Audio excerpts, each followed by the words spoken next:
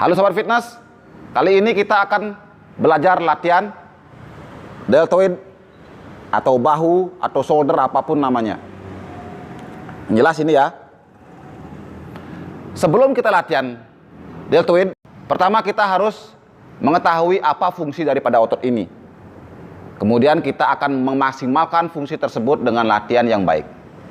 Yang pertama fungsinya adalah untuk menaikkan lengan kita ke depan, di mana di sini akan berfungsi otot front delt atau disebut anterior deltoid. Kemudian selain ke depan juga bisa ke samping. Di sini akan berfungsi adalah otot lateral deltoid atau otot delt samping. Kemudian ke belakang seperti ini. Pada saat seperti ini akan melibatkan rear delt atau posterior deltoid. Jadi anterior, lateral, posterior. Selain ketiga fungsi tersebut, Sobat Fitness juga pasti menyadari fungsinya adalah untuk pasangan Sobat Fitness agar bisa bersandar di sini dengan nyaman. Oke, sekarang kita latihan. Yang pertama adalah latihan dengan menggunakan compound movement. Compound movement ini adalah gerakan yang melibatkan lebih dari satu otot dan lebih dari satu sendi. Di sini kita ambil untuk melatih deltoid kita adalah military shoulder press menggunakan alat barbel. Tentu yang namanya compound movement harus menggunakan beban yang relatif lebih berat daripada gerakan isolation. Kenapa? Ya seperti tadi, karena banyak otot yang bergerak dan juga banyak sendi yang terlibat. Kuncinya dalam military shoulder press adalah cara memegang barbel atau bar. Caranya adalah tidak terlalu lebar di luar daripada bahu kita, tetapi sedikit di luar sehingga bisa Sobat Fitness lihat ini, bisa dilihat dari depan, bukan seperti ini, tapi seperti ini. Gerakannya nanti akan begini. Kemudian sangat tidak dianjurkan menggunakan momentum pada saat gerakan atau ayunan. Walaupun dalam gerakan ini beban akan terasa sedikit lebih ringan atau malah terlalu ringan, sehingga dengan gerakan seperti menggunakan momentum memungkinkan teman-teman untuk menggunakan beban yang lebih berat. Tetapi sangat tidak disarankan karena momentum itu mengurangi kontraksi otot yang kita latih. Paham ya teman-teman ya? Itu yang pertama. Yang kedua, gerakannya terkontrol, tidak tergesa-gesa, terkontrol, dan pengaturan nafas dengan baik. Gerakan ini seperti biasa Sobat Fitness lakukan sebanyak 8 kali sampai dengan 12 kali repetisi, sebanyak 3 sampai 4 set. Ketika Sobat Fitness bisa mengangkat lebih dari 12 kali, maka itu bisa dikatakan bebannya terlalu ringan. Tetapi kalau Sobat Fitness kurang dari 8 kali bisa mengangkat dengan postur yang baik tentunya, maka beban tersebut dikatakan terlalu berat. Jadi harus dikurangi. Ingat, rentangnya antara 8 sampai 12 untuk membentuk apa yang namanya hypertrophy stress, di mana ini tentunya dengan tujuan untuk membentuk otot ya. Kalau melatih power itu beda lagi. Tentu Di sini kategori kita adalah kategori untuk membentuk otot, pembentukan, bukan untuk latihan yang lain. Untuk pembentukan hypertrophy lah yang paling diutamakan, antara 8 sampai 12 kali. Sebanyak 3 set sampai 4 set. Itu yang pertama. Yang kedua, gerakannya bisa menggunakan Arnold shoulder press. Menggunakan dumbbell, 2 dumbbell. Sobat fitness bisa berdiri, bisa juga duduk. Kalau berdiri, menggunakan effort lebih besar, yaitu menggunakan kekuatan core atau otot perut yang lebih kuat untuk mengangkat. Atau juga bisa duduk. Dengan duduk, terlibatan otot perut bisa juga dikurangi, sehingga bebannya bisa lebih berat. Keduanya bisa dilakukan, tentunya dengan repetisi yang baik. Di sini saya akan melakukan dengan cara duduk. Sobat fitness bisa lihat gerakannya seperti ini, sama sekali tidak menggunakan momentum dalam gerakan. Momentum di sini sangat tidak dianjurkan. Repetisinya sama, 8 sampai 12 sebanyak 3 sampai 4 set.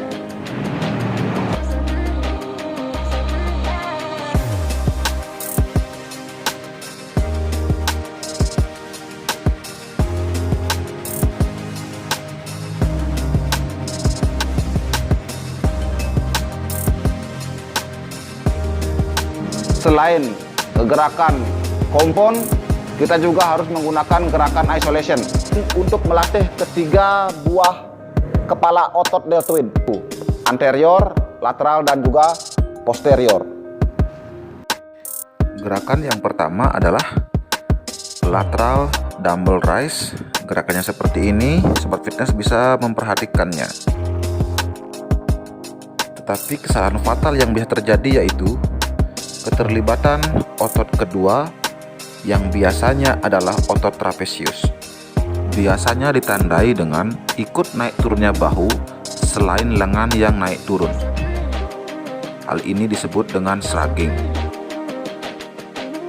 Ini mengakibatkan kontraksi otot deltoid yang kita targetkan tidak akan maksimal. Untuk itu, caranya agar menghindari trapesius ikut berperan adalah memegang pundak kita dahulu, menggunakan 1 dumbbell saja dulu. Jadi saat pundak kita mau berkontraksi, kita bisa merasakan dengan tegangnya pundak atau trapesius yang kita sentuh itu. Saat trapesius sudah mulai menegang, kita tahu bahwa itu gerakan yang salah dan kita mengembalikan ke gerakan yang betul. Saat kita sudah bisa mengendalikan trapesius kita, maka kita bisa menggunakan 2 dumbbell sekaligus dan juga memperhatikan postur yang baik, meminimalisir terlibatnya trapesius dalam gerakan ini. Penting juga memperhatikan beban yang kita pakai dalam gerakan ini, yaitu jangan terlalu berat sehingga postur kita bisa terlalu terjaga dan kontraksi otot bisa maksimal. Untuk mendapatkan kontraksi lateral delt yang lebih maksimal, kita juga bisa melatihnya dengan cara memiringkan badan kita seperti ini, sehingga sudut tarikannya yang semula 90 derajat bisa lebih dari 90 derajat. Ini akan mengaktifkan lateral head daripada deltoid kita, lebih maksimal kontraksinya, dan gerakannya juga pasti akan lebih eksplosif, dengan hasil yang tentunya kita harapkan lebih melebarkan deltoid kita. Gerakannya memiringkan, misalnya seperti ini, bisa meraih bar, memiringkan sedikit, dan juga gerakannya sama, tanpa melibatkan trapesius sama sekali. Selanjutnya kita akan melatih anterior deltoid dengan gerakan dumbbell front raise. Gerakannya seperti ini, bisa satu-satu atau juga bisa sekalian 2 naik seperti ini.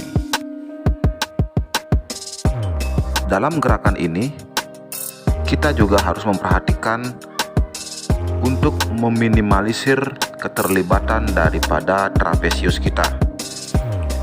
Ini tentu bertujuan untuk memaksimalkan apa yang kita targetkan, yaitu deltoid kita. Dalam hal ini lebih ke anterior deltoidnya.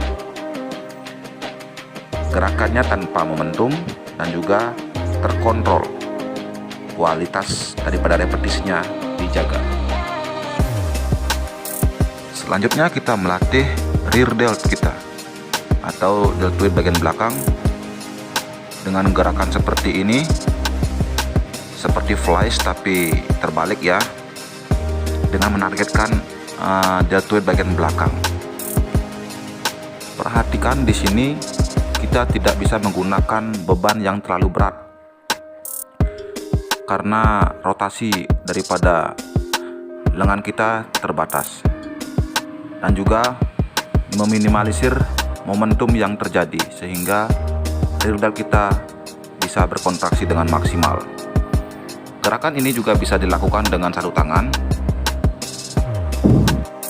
dengan gerakan seperti ini, cuman kita dalam posisi berdiri tetapi dengan posisi seperti ini ya, kita bisa melihat deltoid bagian belakang kita akan dipaksa untuk bekerja mengangkat beban semaksimal mungkin. Melatih deltoid bagian belakang sangatlah penting untuk menjaga yang pertama yaitu postur kita untuk tidak terlihat bungkuk pada saat berdiri, karena dia akan menarik skapula kita ke belakang, dan juga untuk menjaga keseimbangan daripada deltoid kita, sehingga jika deltoid belakang terbentuk dengan maksimal maka dari samping akan terlihat estetis. Sobat Fitness, bagi kalian yang belum subscribe channel saya harapkan bersedia untuk subscribe dan juga membunyikan lonceng, sehingga apabila ada video-video baru, latihan atau topik yang baru, Sobat Fitness bisa mengetahuinya secara cepat. Salam sehat, hidup deltoid.